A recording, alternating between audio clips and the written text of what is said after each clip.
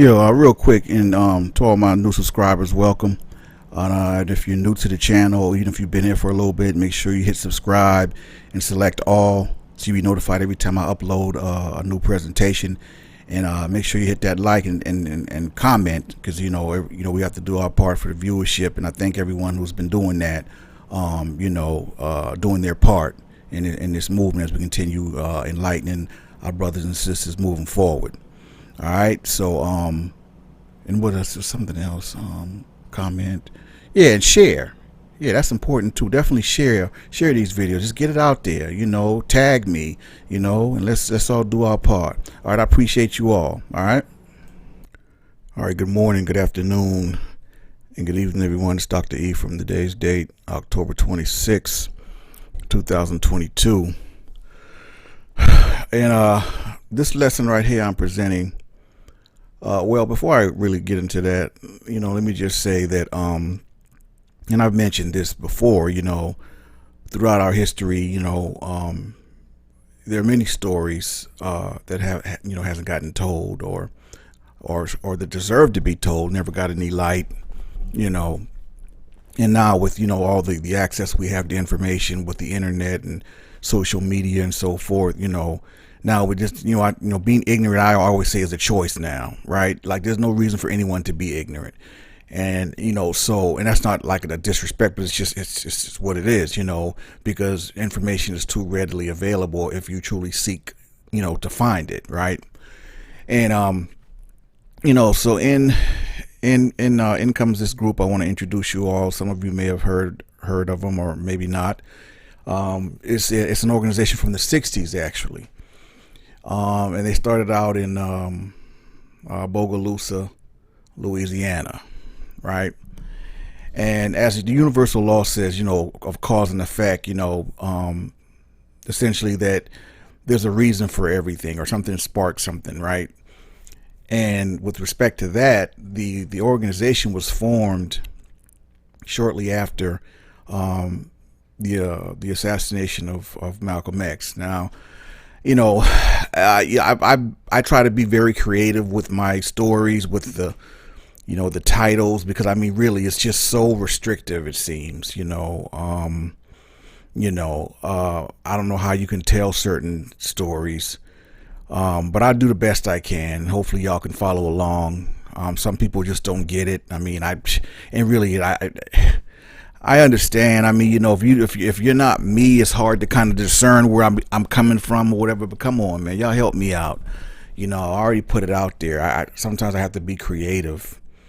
And real quick, if I say that a particular presentation is a pictorial, 9 times out of 10 it's not going to come with any sound. Please don't start spamming me about the presentation not having any sound. Pictorials normally don't have sound, right? But my last presentation, though, I slowed it down so you all could read it comfortably, don't have to speed or try to hit the pause button or whatever. So try to be considerate there. But I'm going to continue to try to be creative to tell a lot of these stories that has not been told, my people. It's just what it is, right? There's plenty of stories that need to be told. There's plenty of stories that I never learned in history, not in school. I really didn't get, my third eye wouldn't really function correctly until I started researching other things, and getting older and meeting people and stuff like that. So I'm going to continue to try to tell those stories and fill those gaps and those voids that, a lot of us we have no clue. Right. And so, for those that are interested, some of us just really don't care. They don't care who they are. They don't care where they come from. You could stop a black person on the street and be like, where you from? You'll get so many different answers, because it just depends on who you stop and where they are mentally, in their life, right? But you'll get various answers, and as a people, we're all over the place, man. Many of us are Muslim, we're Christian, we're Israelites, we're this, we're that, we're Buddhist, Negroes are all over the place. And the reason why that is, my people, is because we don't have an identity. We don't know who we are, man. That's That's the truly sad thing about it. You know, I don't want to get into a totally different level. I just wanted to kind of speak to that real quick. That's the reason why we're all over the place, because we don't have an identity. When I say we, I mean we collectively as a people, not the small percentage of us that, you know, are onto this truth or whatever about where we come from and who we really are, all, you know, yada, yada, yada, right? A lot of us don't care, you know. That's cool too, but you know, hey, at some point, you know, we live and we die, right? You got to go somewhere. Your soul has to be remanded somewhere, right? So, you know, I'm just leave that there. But anyway, introducing to you all the it's this group. Like I said, it was formed in the '60s, called the Deacons for Defense and Justice, and we're gonna go ahead and get into it. And there's a great movie about it starring Forrest Whitaker. I highly recommend, you know, purchasing or ordering it on Prime, you know, Prime Video or something like that. It's definitely a 5-star view, and it's worth it. All right. The Deacons for Defense and Justice, they were an armed African-American self-defense group founded in November of 1964 during the Civil Rights era in the United States. And I couldn't, all the pics I have of them, even of the movie, I couldn't post it because they all have, you know, weapons, right? So, you know, that wouldn't work for YouTube. So, excuse me, there you go, right? So if you want to see pictures, just Google it. But I couldn't include any pictures in, you know, with this presentation, unfortunately. It says, in the mill town of Bogalusa, Louisiana, on February 21st, 1965, the day of Malcolm X's assassination, the first affiliated chapter was founded in Bogalusa, followed by a total of 20 other chapters in this state: Mississippi, Arkansas, and Alabama. It was intended to protect civil rights activists and their families, threatened both by vigilantes and discriminatory treatment by police officers under the Jim Crow laws. The Bogalusa chapter gained national attention during the summer of 1965 in its struggles with the KKK. All right. By 1968, the Deacons' activities were declining. Following passage of the Voters' Rights Act of 1965, the entry of blacks into politics in the South, and the rise of the Black Power movement, blacks worked to gain control of more political and economic activities in their communities. Right? And it said African Americans were harassed and attacked by KKK vigilantes in the mill town of Jonesboro, Louisiana in 1964, including the torching of 5 churches, a Masonic hall, and a Baptist center. Given these threats, Ernest, quote, Chilly Willie Thomas and Frederick Douglass Kirkpatrick founded the Deacons for Defense in November of 1964 to protect civil rights workers. So it was a matter of necessity. Okay, how many times can you get beat up, your children and your wife violated, before you say enough is enough, and you're gonna stand up and be a man and protect them? That's what that's the spirit of why they started the Deacons for Defense, to protect the civil rights workers and their families, right, against vigilantes. And most of the deacons were veterans with combat experience from the Korean War and World War II. Not that that meant anything, and really don't mean anything now to be a war veteran here. Seriously, just keeping it 100. And I can speak to that because I'm a so-called quote-unquote war veteran, right? That means absolutely nothing. Born in Jonesboro on November 20th, 1935, Thomas, who's Thomas? Oh, well, that's Ernest Chilly Willie Thomas. Thomas grew up in the segregated state decades after the white-dominated state legislature had disenfranchised most blacks at the turn of the century and imposed Jim Crow laws.